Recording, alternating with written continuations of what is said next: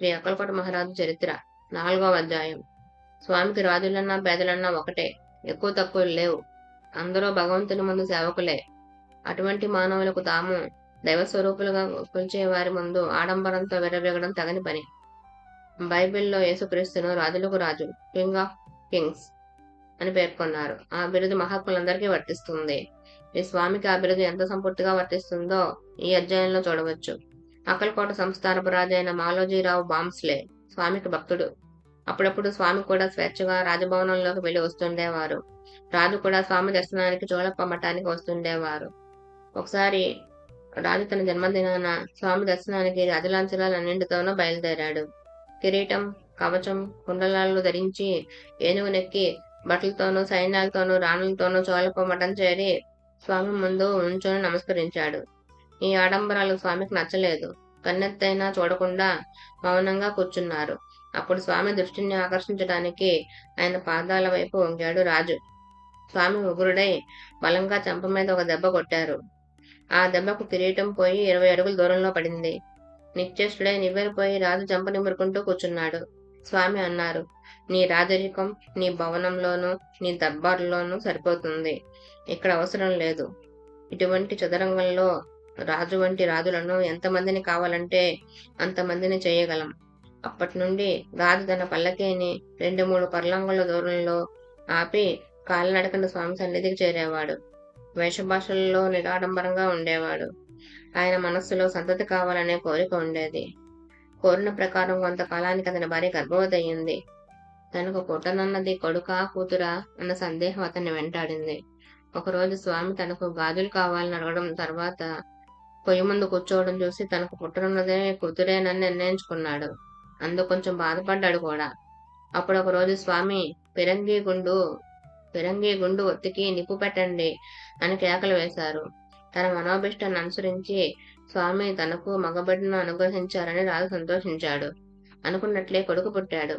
స్వామి చెప్పినట్లే ఆ శుభవార్తను లోకానికి వెల్లడి చేయడానికి ఫిరంగులు పేల్చి ఊర్లోని ప్రతి వ్యక్తికి తానే స్వయంగా కలకండ పంచాడు. స్వామి తన భక్తులకు గుణపాఠం విచిత్రమైన రీతుల్లో చెప్పేవారు. ఒకసారి 2 భక్తులు పోట్లాడుకుంటుంటే వారిలో ఎక్కువ ఉద్రేకపడుతున్న వాడిని పిలిచి వాడి చేతిలో నల్ల చెమ్మను పెట్టారు. దాని అర్థం మానవుడు కూడా చీమలాగా అన్యోన్య సహకారాలతో జీవితం గడపాలని, వాదులాడుకోవడం తగదని. మరొకసారి స్వామి రాజభవనానికి వెళ్లారు. రాజు తగిన సత్కారాలతో స్వామిని ఆహ్వానించి పూజా గృహం దగ్గరకు తీసుకుని వెళ్ళాడు. వాళ్ళిద్దరూ ఒక ఉయ్యాల బల్ల మీద కూర్చున్నారు. ఆ సమయంలో పూజారి పూజ కోసమని గంధపు చెక్కను అరగదీస్తున్నాడు. ఆ సమయంలో ఒక ఎలుక వచ్చి దేవుడికి పెట్టిన దీపంలోని నేతిని తాకింది. పూజారి ఆవేశంతో ఆ ఎలుక మీద గంధపు చెక్క విసిరాడు. పాపం ఆ ఎలుక అది తగిలిన వెంటనే చచ్చిపోయింది. పూజారి కోపంతో తగిన శాస్తి అయ్యింది అంటూ ఆ ఎలుకను తోక పట్టుకుని బయట పారవేయడానికి తీసుకుపోతున్నాడు. స్వామి పూజారిని పిలిచి ఆ చచ్చిన ఎలుకను తనకిమ్మని గద్దించారు.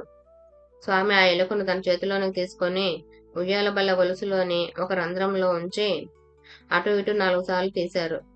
తర్వాత దాన్ని తమ చేతిలో ఉంచుకొని బుజ్జగిస్తూ, లేమ్మా లే, ఇక వెళ్ళు అన్నారు. వెంటనే ఆ ఎలుకకి ప్రాణం వచ్చి ఆయన చేతిలోంచి దూకి పారిపోయింది. రాజు, పూజారి ఆశ్చర్యపోయారు. స్వామి చర్య పూజారికి చెప్పకనే బుద్ధి చెప్పింది. రాజుగారి కొలువులో పనిచేసే అప్పాసాహెబ్ మోని స్వామిని దర్శించేవాడు. యుక్త వయస్సు వచ్చిన తన కూతురు జమునాబాయికి ఎంత ప్రయత్నించినా పెళ్లి సంబంధం కుదరలేదని అతని చింత. ఒకరోజు అతను తన కోరికను స్వామికి నివేదించగా ఆయన అన్నారు, భయం ఎందుకు, మేము ఒక సంబంధం కుదుర్చాము. అతనే కాండియా అన్నారు. కాండియా అంటే ఖండేరావు అనే పేరుకు రూపాంతరం. ఆ తర్వాత కొద్ది రోజులకే బరోడా రాజైన ఖండేరావుతో ఆమెకు వివాహం అయ్యింది. అప్పాసాహెబ్ సమస్య తీరడమే కాక రాజుగారు అల్లుడు కావడంతో ఆయన కీర్తి ప్రతిష్టలు మరింతగా పెరిగాయి. నమ్మిన వారికి నమ్మినంత. ఆ అప్పాసాహెబ్కి ఒకసారి టైఫాయిడ్ జ్వరం వచ్చి రోజు రోజుకి అతని పరిస్థితి విషమిస్తున్నందువల్ల స్వామి దర్శనం చేసుకోలేకపోయేవాడు. కానీ అతడు స్వామిని తలవని క్షణం లేదు. ఒకసారి స్వామి స్వయంగా అతని ఇంటికెళ్లి అతని ముందు నిలబడ్డారు. ఆ సమయంలో అప్పా స్పృహలో లేకుండా పడి ఉన్నాడు. స్వామి తన పాదంతో రోగిని ముమ్మారు తాకి అక్కడే కాసేపు కూర్చుని వెళ్లిపోయారు. ఆ క్షణం నుంచి అతని జ్వరం తగ్గుముఖం పట్టడమే కాక 3 రోజుల్లో అప్పాసాహెబ్ సంపూర్ణ ఆరోగ్యవంతుడయ్యాడు.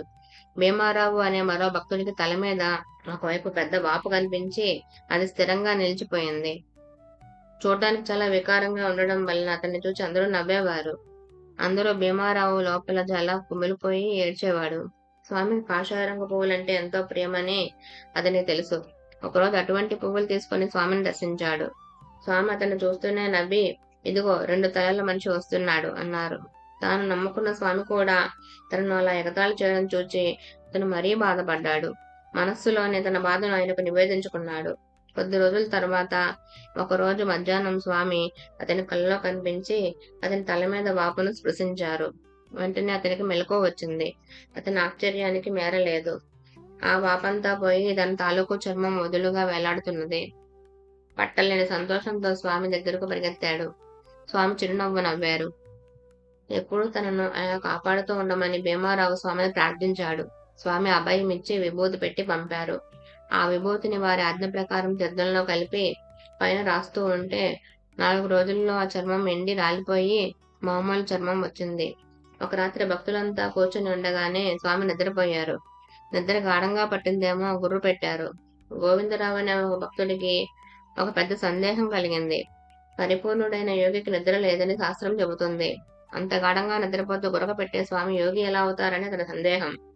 అతని మనస్సులో ఆ సందేహం తలెత్తిన మరుక్షణమే స్వామి కళ్ళు తెరిచి, "ఒరే కంసాలి, అటువంటిదేం లేదు" అని మరుక్షణమే గుర్రుపెట్టి నిద్రపోయారు. స్వామికి నటనంటే అసలు గిట్టేది కాదు.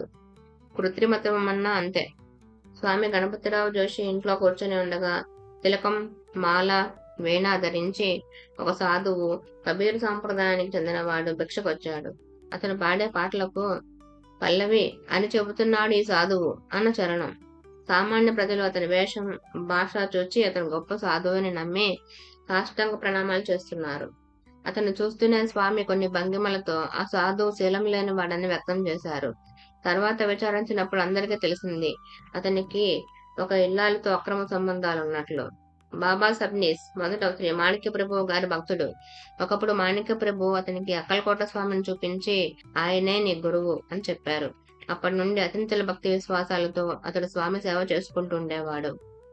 సబ్నీస్ బావగారు ఒక గొప్ప పౌరాణికుడు. కానీ అతడికి స్వామి యందు భక్తి గౌరవాలు లేవు. ఒకసారి అతడు పురాణ కాలక్షేపానికి స్వామి కూడా హాజరయ్యారు. అది అవకాశంగా తీసుకుని స్వామిని వ్యంగ్యంగా విమర్శిస్తూ నిజమైన సాధువులకు పట్టుపాన్పులు అవసరం లేదన్నాడు. స్వామి సహజంగా ఒక గోనె పట్టా మీద పడుకునేవారు. బాబా సబ్నీస్ భక్తితో పట్టుపాన్పు సమర్పించినప్పటి నుండి స్వామి దాని మీద నిద్రించడం మొదలుపెట్టారు. పౌరాణికుని వ్యాఖ్య దీని గురించే. తాత్కాలికంగా స్వామి ఊరుకున్నారు. మరొక రోజు సాయంత్రం స్వామి పౌరాణికుడిని తోడు తీసుకుని ఒక అడవి మధ్యలో ఉన్న కొండపైకి వెళ్లారు. అది చలికాలం. సూర్యాస్తమయం అయ్యేసరికి చలి దుర్భరమైంది. పౌరాణికుని పళ్ళు కొట్టుకోవడం మొదలెట్టాయి. చిరునవ్వుతో స్వామి అతన్ని చూస్తూ అక్కడున్న బండ మీద వాలి నిశ్చింతగా నిద్రపోయారు. ఒంటి నిండా గుడ్డ ఉండి కూడా పౌరాణికుడు కాళ్ళు పొట్టలో పెట్టుకొని పడుకున్నాడు. కౌపీనం తప్ప మరే ఆచ్ఛాదన లేని స్వామి కఠినమైన నేల మీద నిశ్చింతగా నిద్రపోతున్నారు. కాసేపటికి చలికి తట్టుకోలేక స్వామిని నిద్ర లేపను ధైర్యం చాలక పౌరాణికుడు లోపల మొరపెట్టుకున్నాడు. తక్షణమే స్వామి తాను పడుకున్న బండ మీద నుంచి లేచి, "చూచావా మా పట్టుపరుపు" అన్నారు. అప్పటికి గాని స్వామి చెప్పదలిసిన విషయం అతనికి అర్థం కాలేదు. సబ్నీస్ సమర్పించిన పట్టుబరుపును, కొండ మీద బండను సమానంగా అనుభవించిన స్వామి పాదాలని అంటుకొని క్షమాపణ వేడాడు పౌరాణికుడు. సత్పురుషుల నింద ఆధ్యాత్మిక జీవితానికి తీరని విఘాతం. స్వామి పౌరాణికునికి చెప్పిన గుణపాఠం అతని మీద ప్రేమ వల్లనే. శాస్త్రంలో భక్తుడు ఇష్టదైవాన్ని పూజ చేసే సమయంలో అతని గురువు అక్కడికి వచ్చినట్లయితే ఆ పూజను గురువుకే చేయాలని చెప్పి ఉన్నది. ఆ సత్యాన్ని స్వామి తన భక్తుడైన చింతోపంతుకు విశేషమైన రీతిలో తెలియచెప్పారు. చింతోపంతు స్వామిని సాక్షాత్తు దత్తాత్రేయునిగా కొలిచేవాడు. అతని ఇంట్లో విష్ణువు విగ్రహం ఒకటి ఉండేది. ఒకసారి అతడు ఆ విగ్రహానికి కోటి తులసి పూజ చేయాలని నిశ్చయించుకొని నిత్యము నియమంగా కొంత సంఖ్య పూర్తి చేసేవాడు. పూజ మొదలుపెట్టిన 2వ రోజు నుంచి సరిగ్గా పూజ చేసే సమయానికి స్వామి స్వయంగా వారింటికి వచ్చేవారు. పూజ కోసం ఉంచిన తులసి దళాలను పంతు స్వామి పాదాల మీద వేసి నమస్కరించేవారు. చివరి రోజు షోడశోపచార పూజతో తులసి పూజ ముగించాడు పంత్. అతని భక్తికి మెచ్చి ఆనందంలో మునిగి ఉన్న స్వామి చుట్టూ ఒక వింతైన విచిత్రమైన కాంతి పంతుకు స్పష్టంగా కనిపించింది. అతని కళ్ళు ఆనంద బాష్పాలతో నిండాయి.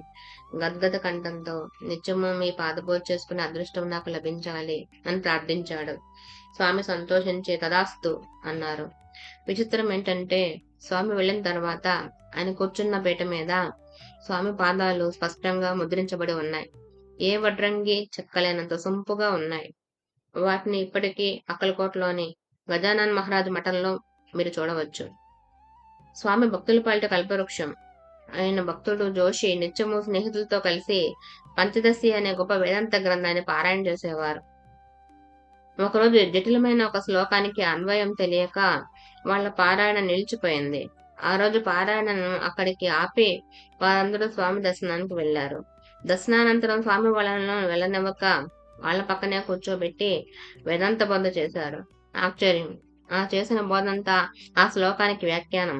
నమ్మిన భక్తుడు స్వామిని ఏ కోరిక కోరనక్కర్లేకుండానే స్వామి వారికి అన్ని సమకూర్చేవారు. స్వామి సర్వజ్ఞులు. భౌతికంగా ఒక చోట ఉన్నట్టు కనిపించిన ఆయన నిజానికి అందరి హృదయాలలోనూ చైతన్య స్వరూపుడే నిలిచి వారి దైహిక ఆంతరంగిక అనుభూతులన్నింటినీ సాక్షిభూతులే గమనిస్తూ ఉంటారు. మోరేశ్వరరావు జోషి స్వామి దర్శనం కోసం చాలా కాలం తప్పించిపోయాడు. ఒకనాడు స్వప్న దర్శనం వలన అతని కోరిక మరింత బలపడింది. ఒకరోజు అతని భార్య గోపికాబాయితో తాను ఆ మన్నాడు స్వామి దర్శనానికి పెడతానని, దర్శనం అయ్యే వరకు భోజనం చెయ్యనని చెప్పాడు. అది మండు వేసవి. స్వామి అప్పుడు ఒక కొండ మీద ఉన్నారు. ఎండని భయపడకుండా నిశ్చయించుకున్న తన మాట ప్రకారం మరుసటి రోజు జోషి స్వామి దర్శనానికి బయలుదేరాడు. దారిలో అతనికి అమితమైన దాహం వేసిన స్వామి దర్శనం అయ్యే వరకు నీళ్లు కూడా తాకూడదని నిర్ణయించుకున్నాడు. అతను ఇంకా ఒక 6 మైళ్ళ దూరంలో ఉండగానే కొండ మీద స్వామి, ఇతను ఎంత పిచ్చివాడు! మొన్నటి రాత్రి నేను అతనికి దర్శనం ఇచ్చినా తృప్తి చెందకుండా సుసారా నుంచి అన్నం నీళ్లు లేకుండా నా దర్శనం కోసం వస్తున్నాడు. మళ్ళీ ఇంత దూరం ఎందుకు రావడం అన్నారు. స్వామిని పదే పదే జోషి తలుచుకుంటూ ఉండడం వల్ల కాకతాళీయంగా స్వామి అతనికి స్వప్నంలో కనిపించడం కాకుండా స్వామి బుద్ధిపూర్వకంగా అతనికి స్వప్న దర్శనం ఇచ్చినట్లు ఆ మాటల వల్ల స్పష్టమవుతుంది. కానీ స్వామి పక్కనున్న వారికి ఆ మాటలు అర్థం కాలేదు. అతడు కొండ ఎక్కడం మొదలు పెట్టే సమయానికి స్వామి అన్నారు, అడుగో వచ్చేస్తున్నాడు. కొద్దిసేపట్లో జోషి స్వామికి నమస్కరించాడు. అప్పుడు స్వామి అన్నారు, మొన్న రాత్రి నేను దర్శనమిచ్చాను కదా, మళ్ళీ ఎందుకింత శ్రమ? అన్నపానీయాలు మాని నీ భార్య కూడా నీ పూజా గృహం ముందు కూర్చునే ఉన్నది. నీవు వెంటనే ఇంటికి వెళ్ళడం మంచిది అన్నారు. స్వామి కృపకు సంతోషించిన వెంటనే తిరిగి పోవలసి వచ్చినందుకు లోపల బాధపడుతూ స్వామికి బాధ పూజ చేసి సెలవు కోరాడు.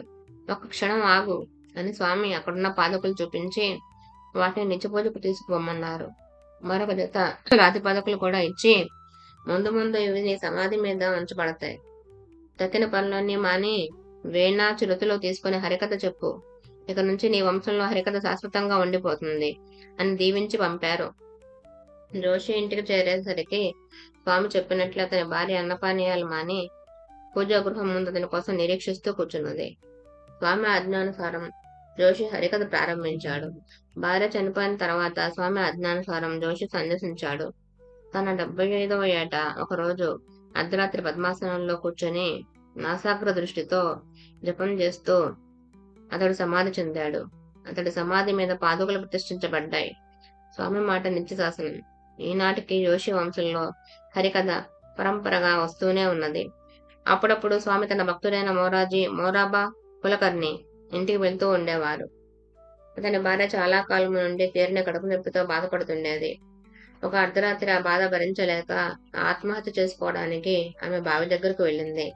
అదే సమయానికి స్వామి ఒక భక్తుని నిద్రలేపి బావి దగ్గరకు పొమ్మనమని చెప్పారు. అర్థమైనా కాకపోయినా స్వామి మాటలను ఉల్లంఘించడానికి వీల్లేదు. బావి దగ్గరకు వెళ్లేసరికి బావిలో దూక ప్రయత్నం చేస్తున్న కులకర్ణి భార్య అతనికి కనిపించింది. వెంటనే ఆమెను స్వామి దగ్గరకు తీసుకెళ్లాడు. ఆమె మొరవిన్న స్వామి క్షణకాలం డప్పవలచక ఆమెకే చూశారు. ఆమె బాధ మాయమైపోయింది.